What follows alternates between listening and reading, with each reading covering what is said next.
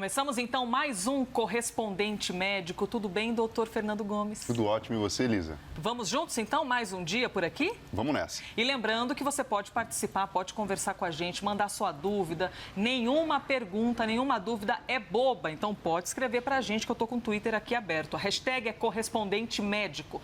O nosso primeiro tema de hoje é sobre a segunda onda de Covid na Europa. Pois é, a Espanha anunciou um novo estado de emergência para combater o aumento de casos da Covid.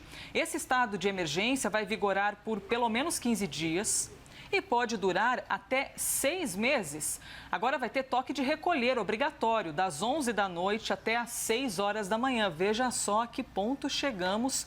Tudo isso na tentativa de combater o avanço da doença. A Espanha adotou um dos lockdowns mais restritos, mas entrou em processo de flexibilização. Isso eu me refiro ao começo da pandemia por lá. Puseram então essa flexibilização maior ao longo do verão europeu, só que aí viram os casos dobrarem novamente. Nesta semana, a Espanha se tornou o primeiro país da União Europeia a ultrapassar a marca de 1 milhão de infecções. Doutor, falando sobre saúde mental, que é o que pega muito para a gente nesse período, como é que fica a cabeça, falando especificamente do europeu, que já viveu aquele problemaço, viu tudo reabrir e, de repente, agora a possibilidade de ter de voltar atrás, inclusive com toque de recolher? Elisa, é um desafio que a gente sabe que a pandemia está trazendo para todo mundo, para a Europa em especial. O que a gente tem a dizer é que, assim, existe um registro histórico na cabeça de todo europeu, né, que já passaram por guerras, por diversas dificuldades. Então, quando a gente olha essas manobras de população sendo, então, contidas ou, então, orientadas a, novamente, ter um comportamento como o anterior, e a gente compara isso com a cabeça, por exemplo, da gente aqui, da América, por exemplo, do Brasil, que não tivemos essa experiência de guerras e sofrimentos tão grandes relacionados ao último século, principalmente, a gente pode imaginar que já existe uma memória histórica de como proceder. Mas, sem sombra de dúvida, né, a saúde mental ela fica abalada. Você pode imaginar o próprio espanhol que passou por todo aquele problema que foi marcante, assim como também o italiano, se vendo diante de uma situação de fragilidade novamente, uma necessidade de dar um passo atrás para poder seguir em frente. Doutor, existe alguma chance da vacina chegar antes dessa onda aqui no Brasil, por exemplo, ou o período de testes demanda mais tempo? Eu lhe pergunto isso porque lá para março a gente viu tudo isso acontecer na Europa. A gente viu tudo isso acontecer na América do Norte. Ficava pensando, será que isso vai chegar por aqui? E chegou de fato. Então, não é descartável a possibilidade de haver uma segunda onda aqui no Brasil. É possível que nós tenhamos a vacina antes disso ou não? Ô, Elisa, tudo depende dos resultados que a gente vem obter da observação da aplicação da vacina, enfim, dos protocolos de pesquisa, né? A gente sabe que, por mais que a gente tenha um desejo muito grande de ter tudo isso solucionado, é preciso dar tempo ao tempo para que a gente tenha resultados concretos e dessa forma ser aplicado. De qualquer forma, é o bom senso que impera aqui, né? É preciso entender que a gente sabe muito bem como conter essa expansão a galope do próprio vírus e acaba sendo o comportamento, as medidas de higiene e protocolos que acabam sendo a nossa verdadeira arma em termos de proteger a população. O próprio sistema de saúde também já aprendeu muita coisa em relação a isso, e a medicina também. Então, você pode imaginar que até esses números maiores que a gente vê hoje em dia podem ser produto do diagnóstico realizado de uma forma mais precoce. Mais testes, então? Mais testes com números mais robustos aparecendo, então, nas tábuas. Assim como, né? Sim. Enfim, a gente sabe que tudo isso acontece e também pode ter uma correlação da própria flexibilização com o aumento de números. Então, assim, não é uma questão de pânico, mas é uma questão de consciência coletiva que precisa ser trabalhada. Isso acaba sendo um contínuo. A gente está trazendo informação a respeito desse problema, né, que se aproxima na Espanha e que já tem acometido a mais pessoas, mas também tem a Itália aí no meio desse pacote, né, do que a gente está analisando, porque o país sofre também com o aumento de casos. Academias, cinemas, piscinas vão ter de fechar completamente. Os bares e restaurantes tiveram ali uma alternativa, podem abrir, mas às 6 da tarde... tudo fechado, portas baixas, não podem continuar funcionando. De acordo com o primeiro-ministro, Giuseppe Conte, as restrições têm o objetivo de proteger tanto a saúde pública como a economia. Só que nem todo mundo gostou das novas medidas. Manifestantes em Roma protestaram contra o anúncio do governo e questionaram, inclusive, o impacto econômico dessas restrições. Enfim, aquelas reclamações que a gente viu, inclusive, muito bastante aqui no Brasil, porque se de um lado você quer proteger a saúde, de outro você tem a questão da economia, evidentemente, os empresários, os donos de comércios, que também têm muitos empregados e têm muitas contas a pagar. Doutor, é um exagero voltar com medidas restritivas depois de tudo que foi passado ou é de fato muito delicado e tem de ser algo a ser repensado? Elisa, tudo precisa ser pensado com base nos dados que a gente tem, né? Então, seria tampar o sol com a peneira, falar que nada está acontecendo, né? Talvez exista em alguns momentos um certo exagero, talvez em outros momentos exista de fato uma não compreensão da população. A gente está construindo esse racional junto, né? O que não dá para a gente ficar é de braço cruzado e fingir que nada está acontecendo, porque o mundo mudou em relação a isso, até a preocupação dos empresários tem sentido, mas a gente acaba até se perguntando, né? Será que as coisas vão voltar como era antigamente? Ou será que é melhor a gente colocar o pé no chão então e construir uma nova realidade?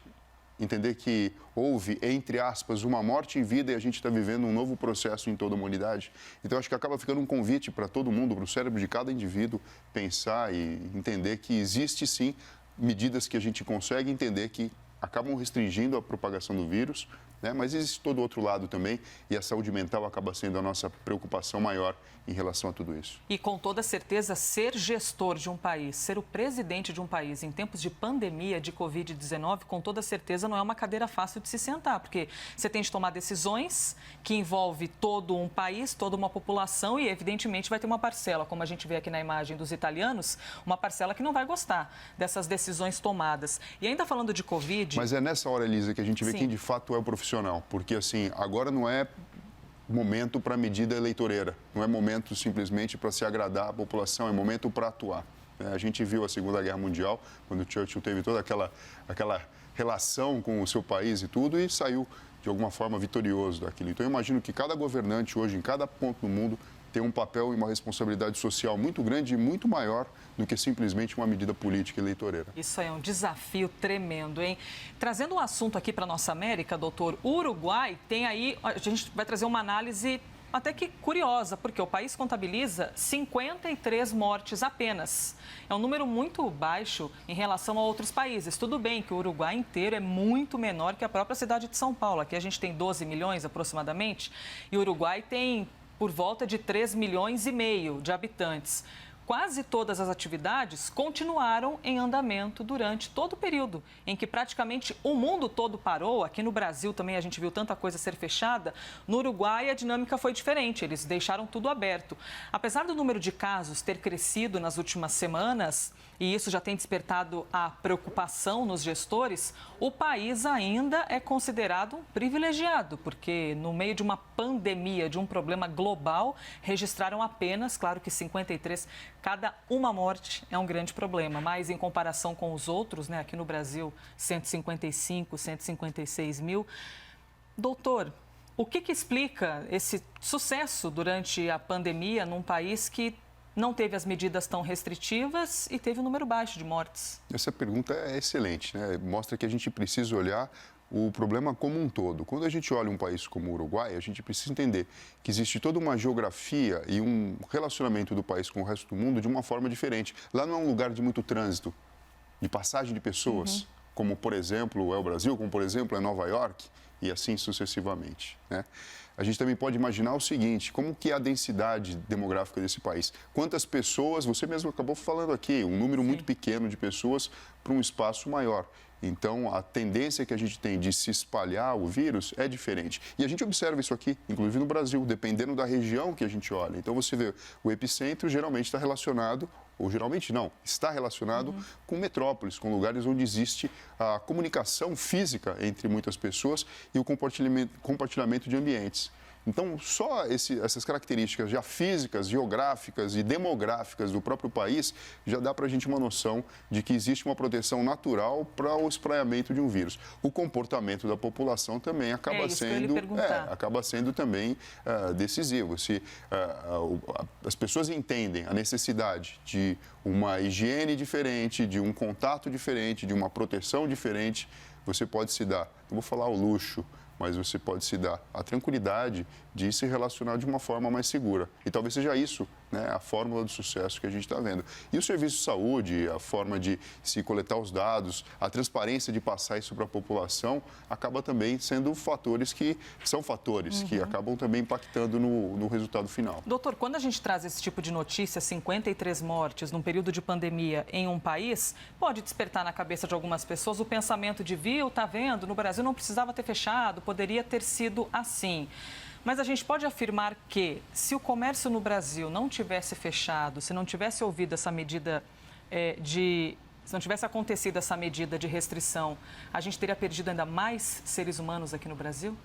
Eu acho que sim, Elisa. Eu acho que a grande crítica que a gente pode fazer, mas é uma crítica construtiva, é o seguinte: nós somos um país com cidades e lugares muito diferentes. Então, quando a gente imagina e faz uma comparação, por exemplo, com o Uruguai, que acaba tendo apenas um lugar com maior concentração de pessoas e o resto tudo muito parecido, uma medida única que vem lá de cima como orientação, ela acaba funcionando. Aqui, uma medida de restrição mais severa, ela pode funcionar muito bem num lugar e em outro lugar sem exagero a sua aplicação. Cada um é um jeito. Cada um é um jeito, porque não existe uma distribuição homogênea. A gente sabe que Portugal agora, em relação a essa segunda onda, eles vão adotar uma medida de controlar as pessoas para que fiquem durante um determinado período na sua própria cidade, evitando a mobilidade física em diferentes cidades. Lá também é um país pequeno e o povo acaba acatando essa orientação e isso acaba impactando depois no produto final.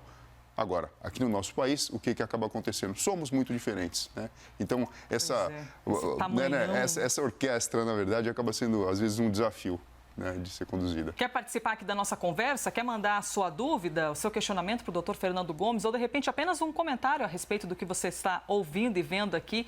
Hashtag correspondente médico. Estou aqui com o tablet, com o Twitter. Por isso que, de vez em quando, eu fico aqui conversando com o doutor e espiando também o tablet para ver a sua mensagem. Eu quero trazer para a nossa conversa agora um destaque do site da CNN, que é muito simples de você entrar, cnnbrasil.com.br. Lá tem todas as principais notícias do momento aqui no Brasil, e diz o seguinte aqui, vou ler para vocês: vacina gera resposta imunológica tanto em jovens quanto idosos. Quem está dizendo isso é a AstraZeneca, vacina de Oxford. E aqui embaixo, ó, eles disseram que é o seguinte, que essa vacina desenvolvida pela Universidade de Oxford e a AstraZeneca produz uma resposta imunológica em idosos e jovens e as reações adversas foram menores entre as pessoas mais velhas. É uma boa notícia, doutor? Esses dados, eles são formidáveis, né? Em linhas gerais, a gente pode imaginar que se eu consigo proteger os extremos também e eu consigo ter um efeito colateral menos pronunciado em quem também é vulnerável, principalmente as pessoas que têm idade mais avançada, é tudo que a gente gostaria de estar escutando e estar ouvindo. Aqui também uma notícia, ó, eles disseram que a vacina ativa anticorpos protetores e células T em grupos de idade mais avançada. Eu lhe pergunto, o que são células T? Então, existem células que são responsáveis pela defesa imunológica do nosso organismo e também tem relação direta com o processo de produção dos anticorpos. Então, quando essa notícia é passada para a gente, ela mostra que a proposta do imunizante está sendo, então, atingida, a imunidade está sendo despertada e, principalmente, nas pessoas de terceira idade, que acabam configurando um grupo de risco, vão ter o benefício se vacinadas forem. Muito bem, assim que nós tivermos sempre atualizações a respeito das vacinas, a gente vai trazendo aqui para a nossa conversa, seja por meio do site ou por meio de outras informações que nós tivermos. Doutor, os idosos são o foco ali de maior proteção, a maior necessidade de proteção.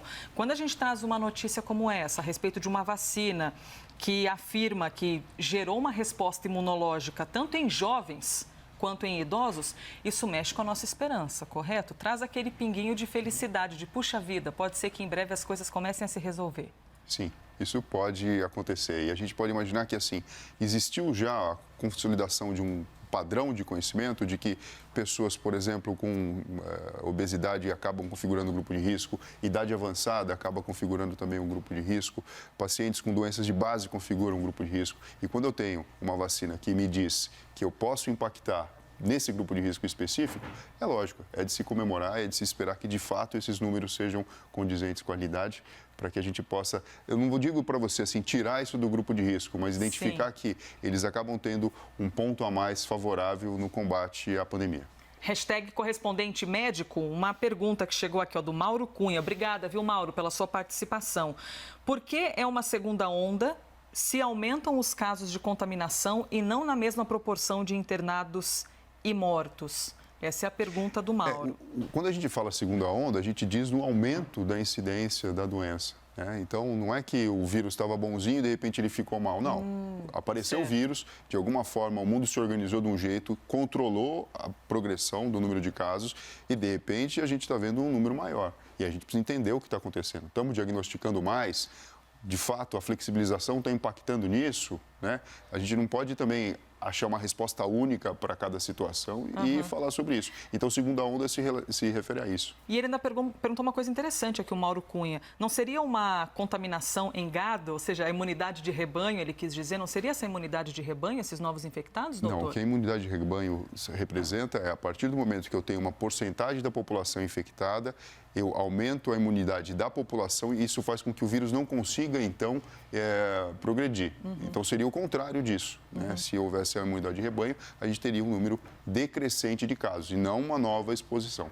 O que a gente pode imaginar é que o vírus tem um comportamento não da forma que a gente imagina em termos de números agudos que aconteceram. Então, se de alguma forma a gente conseguiu controlar, agora a gente está tendo essa outra realidade, que pode ser simplesmente relacionada com um processo diagnóstico mais precoce. Muito bem, participe, mande a sua dúvida, o seu questionamento, hashtag correspondente médico. Já tem gente aqui perguntando de vacina, de uma dose, 2 doses. Vou guardar para o fim, porque a gente tem mais um assunto para trazer aqui para vocês. O nosso último tema é sobre a saúde cardíaca. Por que a gente vai falar sobre isso? Lee Kun-hee, presidente da Samsung, morreu depois de mais de 6 anos no hospital. Ele teve um ataque do coração, teve de ficar hospitalizado e passou 6 anos no hospital. Lee, que está aparecendo aí para você na tela, tinha 78 anos e estava hospitalizado desde 2014. Doutor, o que pode levar um paciente a passar tanto tempo dentro do hospital? 6 anos. A gente não tem dados concretos, né, sobre o que de fato aconteceu com ele, ou o que estava acontecendo com ele. Mas o que eu posso imaginar, se o indivíduo teve um ataque agudo, né, um problema do coração, teve sua bomba comprometida e teve também um outro problema neurológico, como, por exemplo, um AVC extenso, necessitando, então, uma internação prolongada por uma questão de sequela que impossibilita o retorno à vida normal, seria essa a explicação. Muito bem, doutor Fernando Gomes, obrigada por mais um dia. Nos vemos amanhã, hein? É isso aí. Obrigado você, Elisa. Um dia agradável para você e para todos vocês. Para todos nós, este foi mais um Correspondente Médico.